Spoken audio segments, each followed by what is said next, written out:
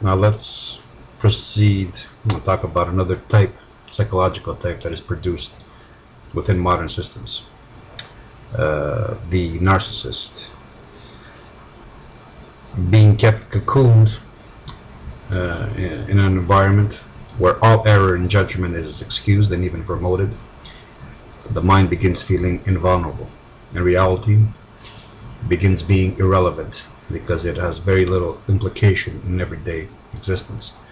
The individual's activities and choices have very few dire repercussions. In fact, all such repercussions are avoided, and so fear is rendered unproductive, a primitive remnant of a past that prevents total assimilation within this all-encompassing environment. Judgment at this point does not matter either, for the same reasons, and so intelligence ceases to matter outside of providing methods of ascending within the cocooned environment's hierarchies. Nobody learns from their mistakes because they don't have to.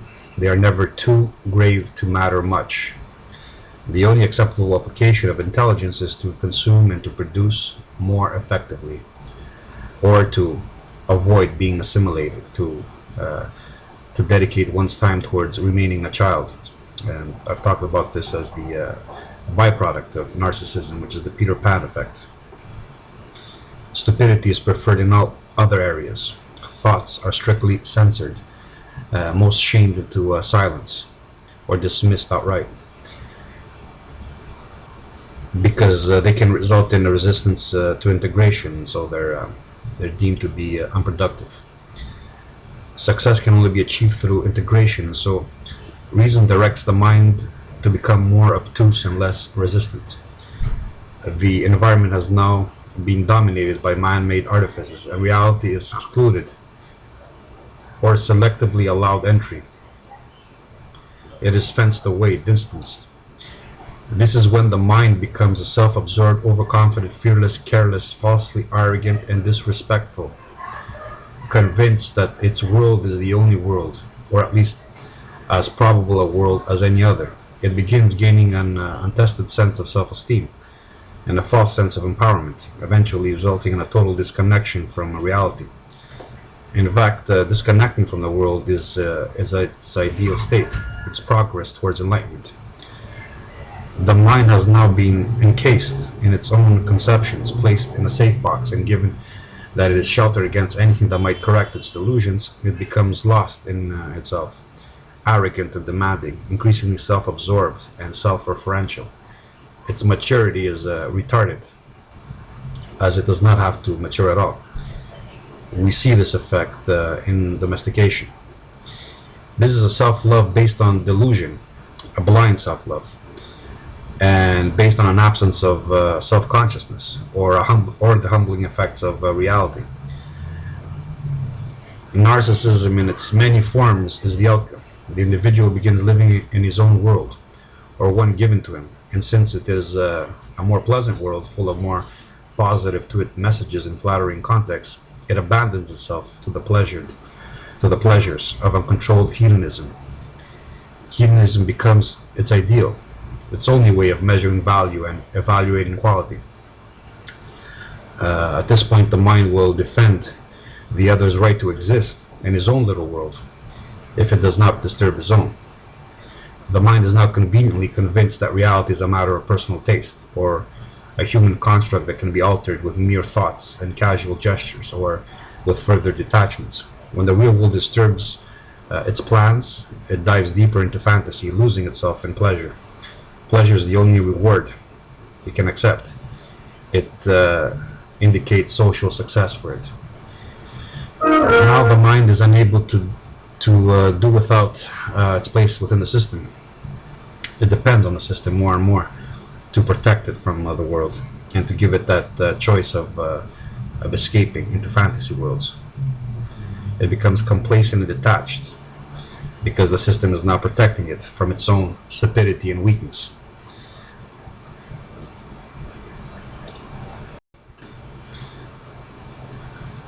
At this point, the mind's ideals become detached from reality. They turn fantastic, unrealistic, infantile.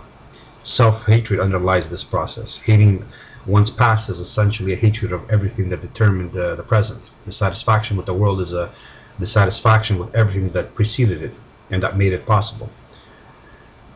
Dissatisfaction with the world is really dissatisfaction with existence. Alienation from the world is an alienation from existence. The mind now dives deeper still, deeper into self, into itself, or into the systemic context it has been given to escape the world that cares not for its comforts and interests. At no point does the mind consider reevaluating its own positions, its own premises and judgments. In other words, changing itself in relation to the world. At no point does it dare question the context it was given and it has grown accustomed to. It cannot endure confronting the world outside this safety net. It is completely absorbed, self-absorbed. It sees itself in every surface placed before it. It admires its own brilliance in every wall that surrounds it. It loses itself in its own gaze. Its horizons are contained within its own skull, because there the artifices become plausible. They become perfect, because in there he can be trained and left to wallow in his own imagery.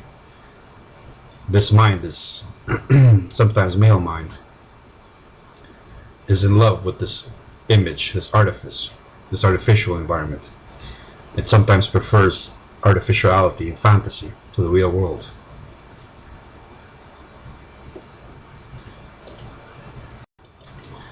Such a mind does not even know where to begin if it's so dared to break free from this, having been sheltered for so long. And what small doses he has experienced of reality and he has managed to endure have taught him that such an engagement might shock him to death.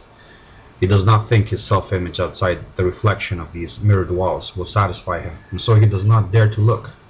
He has invested too much time and effort in placing himself within the context he accepted early on, and his identification has been shaped for so long by these that anything that confronts its premises would seem like a loss of self. He feels he might go mad if he were to even entertain the possibility of escape. He might be right. In fact, he does go partially mad, as narcissism and schizophrenia are symptoms of insanity, but are lost within the sea of comforting and taken as a natural product of modern stress or adolescent rebelliousness. His teen years are the time when he puts on the clothes chosen for him, and reluctantly, often with spite, he stepped into the box. It is when the schism commenced.